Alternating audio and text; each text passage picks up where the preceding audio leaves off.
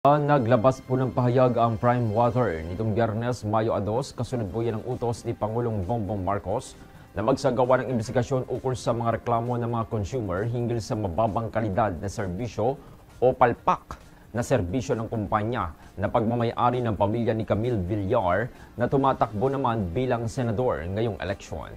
Ayon sa pahayag ng Prime Water, nakahanda silang makipagtulungan sa gobyerno at sa Local Water Utilities Administration upang agarang maresolba ang mga isyu at mapabuti ang kanilang serbisyo sa mga apektadong mamamayan.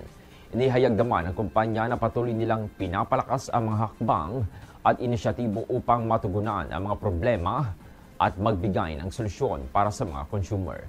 Tiniyak naman ng water concessionaire na pinapalakas nila ang mga inisyatibo para matugunan ang mga kinakailangang hakbang at nananatili ang kanilang commitment sa pagbibigay ng pamatagalang solusyon para sa maasahan at sustainable na water service. Sa kabilang banta, tumugon naman ang palasyo sa mga pahayag ni Vice President Sara Duterte na nagsasabing pinupolitika ni si Camille Villar ng Pangulong Marcos.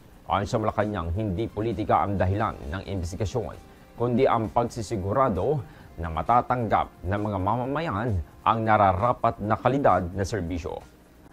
Viral ngayon sa social media ang isang video kung saan makikitang nagpakita ng dirty finger at nagbitaw ng mapanirang komento ang motorcycle vlogger na si Yana laban sa isang pick-up driver sa Zambales matapos umano itong mabiktima ng reckless driving. Sa nasabing video, kinompronta ng pick-up driver si Yana upang magpaliwanag sa kanyang pagmamaneho. Sa halip na magkaayos, nauwi ito sa mainitang pagtatalo kung saan makikitang nagpakita pa si Yana ng bastos na hand gesture at naglabas ng mura na umani ng batikos mula sa publiko. Maging ang sasakyan ng driver, sinabihan pang pangit. Dahil dito, naglabas ng show cause order ang Land Transportation Office or LTO laban sa motorcycle vlogger matapos murahin at ipakita ang dirty finger sa isang pick-up driver sa Zambales. Ayon kay LTO Chief Vigor Mendoza II, inimbisigahan na po kung dapat suspindihin o bawiin ang lisensya ni Yana dahil sa pagiging improper person to operate a motor vehicle. Sa kabila ng kanyang paghingi ng pamanhin, tuloy pa rin ang investigasyon. Git po ng LTO, bilang influencer, dapat ay isinusulong niya ang responsableng pagmamaneho. Samantala, nagpahayag din ng saloobin si Department of Transportation Secretary Vince Dizon ukol sa insidente. Aniya, inatasan na ng DOTR ang LTO na suspindihin ang lisensya ni Yana bilang bahagi ng kanilang kampanya laban sa road rage at hindi responsableng pag-uugali sa kalsada. Dagdag pa niya, hindi kukonsintihin ng kagawaran ang anumang kilos na maaring makapinsala o makapag-udyok ng alitan sa kalsada.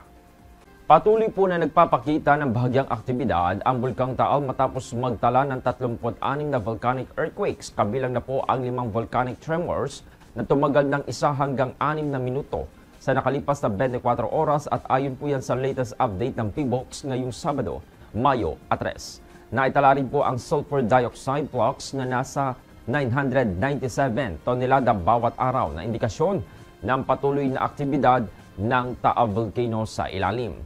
Bukod dito, may mahinang pagsingaw o plume activity na nagmumula naman sa bunganga ng Taal na isang senyales ng hydrothermal activity sa ilalim po ng vulkan.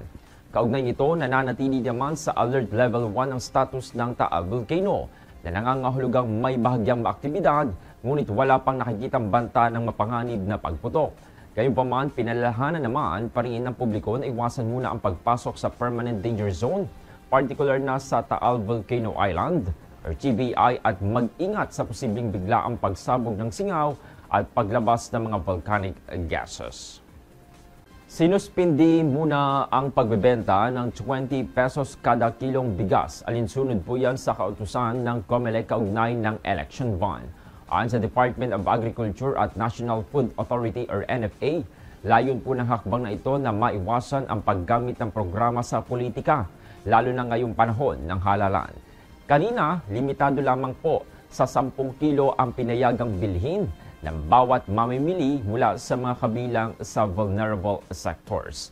Tiniyak naman po ni Agriculture Secretary Francisco Chu Laurel Jr.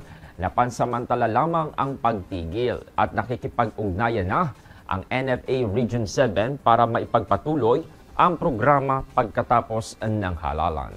Isinumiti ni Senator Amy Marcos sa Office of the Ombudsman ang Chairman's Report ng Senate Committee on Foreign Relations. Kaugnay po yan sa pagkakaaresto kay dating Pangulong Rodrigo Duterte na dinala sa The Hague upang harapin ang kasong crime against humanity. Sa kanyang sulat kay Ombudsman Samuel Martires, ipinahayag ni Marcos na sa pagdinig ay naibunyag ang mga hakbang ng mga matataas na opisyal ng gobyerno na maaring magdulot ng criminal at administrative cases laban sa kanila. Ilan sa mga opisyal na nais ng senadora na imbestigahan ay sina Justice Secretary Jesus Crispin Boying Ramulla, Interior Secretary Juanito Victor o John Vic Ramulla, PNP Chief Police General Romel Marvil, CIDG Chief Police General Nicolas Torre III at Special Envoy for Transnational Crimes Marcos Lacanilao. Naniniwala po si Marcos na walang takot at walang pinapanigan ang ombudsman at magkakaroon ng tamang aksyon sa mga may sala.